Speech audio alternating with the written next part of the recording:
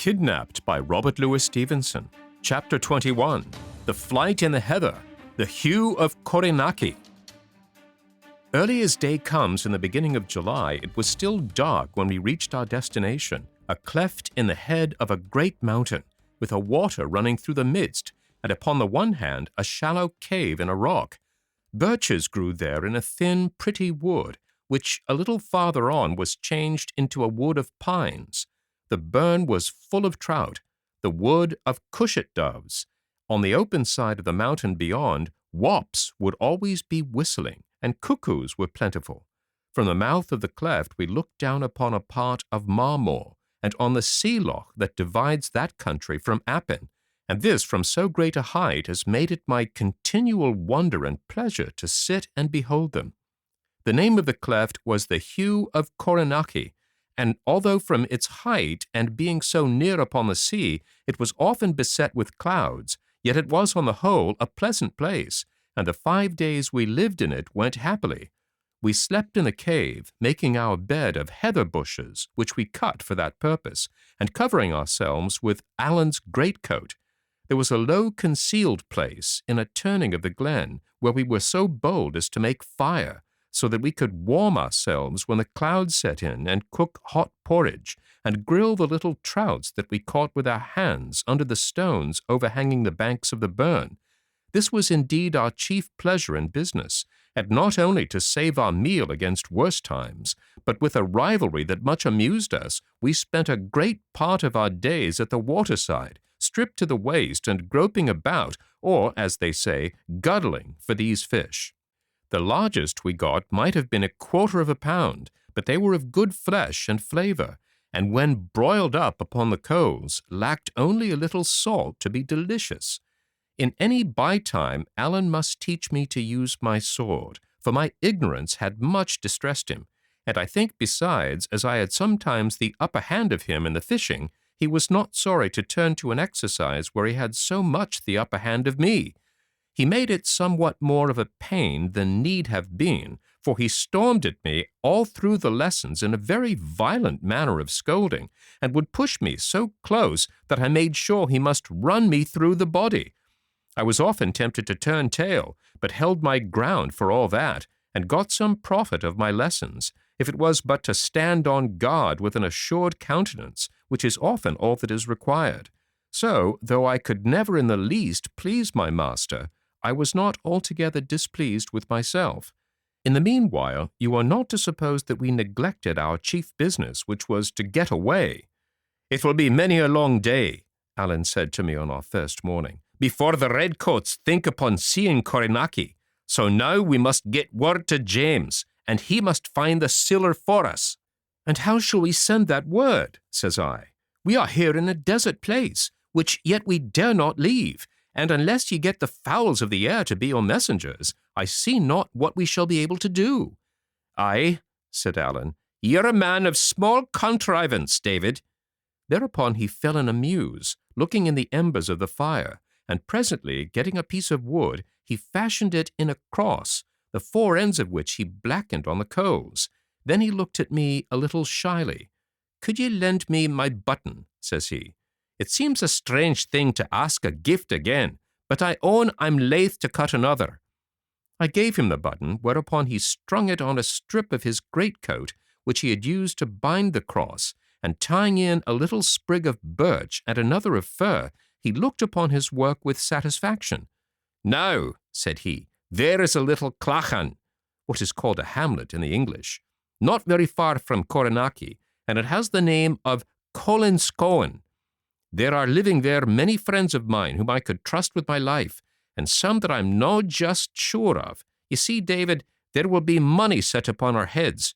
James himself is to set money on them, and he is for the Campbells. They would never spare siller where there was a Stewart to be hurt. If it was otherwise, I would go down to Corrynakiegh whatever, and trust my life into these people's hands as lightly as I would trust another with my glove." "But being so," said I, "being so," said he, "I would as lief they didna see me. There's bad folk everywhere, and what's far worse, weak ones. So when it comes dark again, I will steal down into that clachan, and set this that I have been making in the window of a good friend of mine, John Breck Muckle, a bowman of Appin's. With all my heart, says I, and if he finds it, what is he to think? Well, says Allen, I wish he was a man of more penetration, for by my troth, I'm afraid he will make little enough of it. But this is what I have in my mind. This cross is something in the nature of a cross-starry, or fiery cross, which is the signal of gathering in our clans. Yet he will know well enough the clan is not to rise, for there it is standing in his window, and no word with it. So he will say to himself, the clan is not to rise, but there is something. Then he will see my button, and that was Duncan Stewart's, and then he will say to himself, the son of Duncan is in the heather, and has need of me. Well, said I, it may be, but even supposing so, there is a good deal of heather between here and the Forth. And that is a very true word, says Allen. But then John Breck will see the sprig of birch and the sprig of pine, and he will say to himself, if he is a man of any penetration at all, which I misdoubt, Allen will be lying in a wood which is of both pines and birches. Then he will think to himself, that is not so very rife hereabout. And then he will come and give us a look up in Corrynakiegh. And if he does not, David, the devil may fly away with him, for what I care. For he will be no worth the salt to his porridge. Eh, man, said I, drolling with him a little, you're very ingenious, but would it not be simpler for you to write him a few words in black and white? And that's an excellent observe, Mr. Balfour of Shaw's, says Allen, drolling with me. And it would be certainly much simpler for me to write to him, but it would be a sore job for John Breck to read it. He would have to go to the school for 2-3 years, and it's possible we might be wearied waiting on him. So that night Allen carried down his fiery cross and set it in the bowman's window. He was troubled when he came back, for the dogs had barked and the folk run out from the houses, and he thought he had heard a clatter of arms and seen a redcoat come to one of the doors. On all accounts, we lay the next day in the borders of the wood and kept a close lookout, so that if it was John Breck that came, we might be ready to guide him, and if it was the redcoats, we should have time to get away. About noon, a man was to be spied straggling up the open side of the mountain in the sun and looking round him as he came, from under his hand. No sooner had Allen seen him than he whistled. The man turned and came a little towards us. Then Allen would give another peep, and the man would come still nearer. And so, by the sound of whistling, he was guided to the spot where we lay. He was a ragged, wild, bearded man, about 40, grossly disfigured, with the smallpox, and looked both dull and savage. Although his English was very bad and broken, yet Allen, according to his very handsome use whenever I was by, would suffer him to speak no Gaelic. Perhaps the strange language made him appear more backward than he really was, but I thought he had little goodwill to serve us, and what he had was the child of terror. Allen would have had him carry a message to James, but the bowman would hear of no message. She was forget it, he said in his screaming voice, and would either have a letter or wash his hands of us. I thought Allen would be gravelled at that, for we lacked the means of writing in that desert. But he was a man of more resources than I knew, searched the wood until he found the quill of a cushat dove, which he shaped into a pen, made himself a kind of ink with gunpowder from his horn and water from the running stream, and tearing a corner from his French military commission, which he carried in his pocket like a talisman to keep him from the gallows, he sat down and wrote as follows: Dear kinsman, please send the money by the bearer to the place he kens of. Your affectionate cousin, A.S. This he entrusted to the bowman, who promised to make what manner of speed he best could, and carried it off with him down the hill. He was 3 full days gone, but about 5 in the evening of the 3rd, we heard a whistling in the wood, which Allen answered, and presently the bowman came up the waterside looking for us, right and left. He seemed less sulky than before, and indeed he was no doubt well pleased to have got to the end of such a dangerous commission. He gave us the news of the country, that it was alive with redcoats, that arms were being found, and poor folk brought in trouble daily, and that James and some of his servants were already clapped in prison at Fort William under strong suspicion of complicity. It seemed it was noised on all sides that Alan Breck had fired the shot, and there was a bill issued for both him and me, with £100 reward.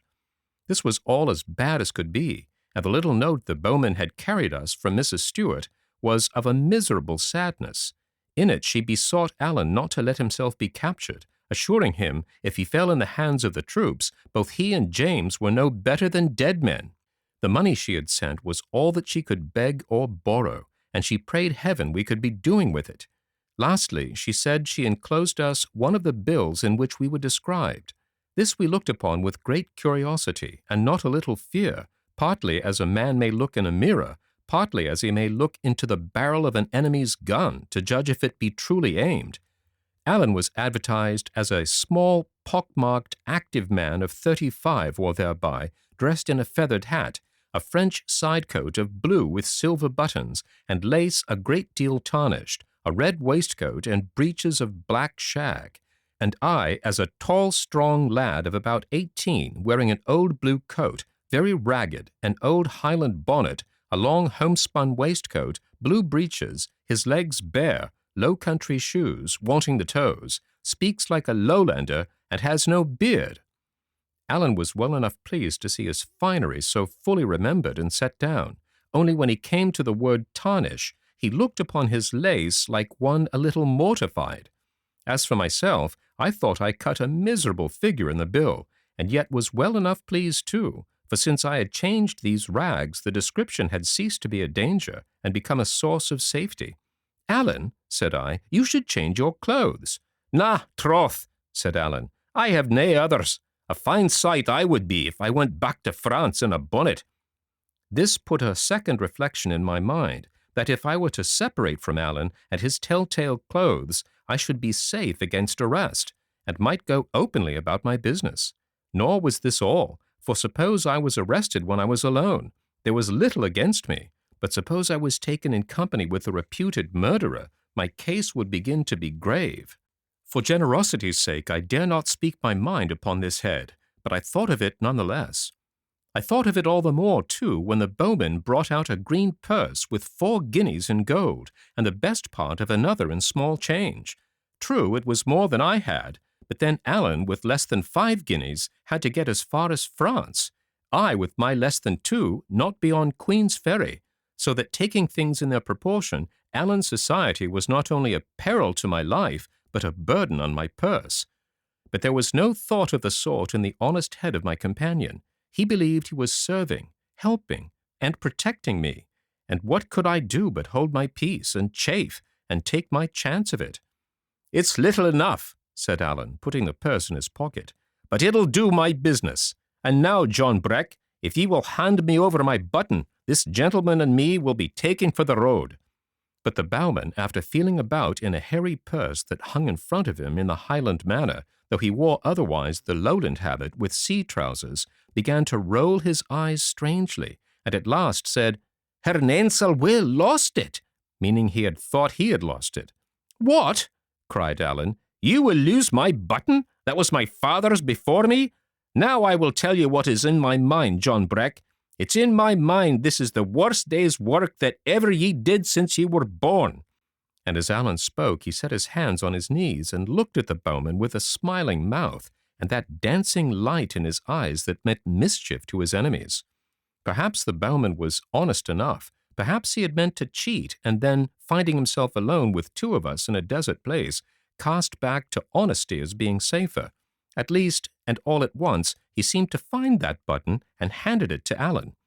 "Well, and it's a good thing for the honour of the McCalls," said Alan, and then to me, "Here is my button back again, and I thank you for parting with it, which is of a piece with all your friendships to me." Then he took the warmest parting of the bowman. "For," says he, "ye have done very well by me, and set your neck at a venture, and I will always give you the name of a good man."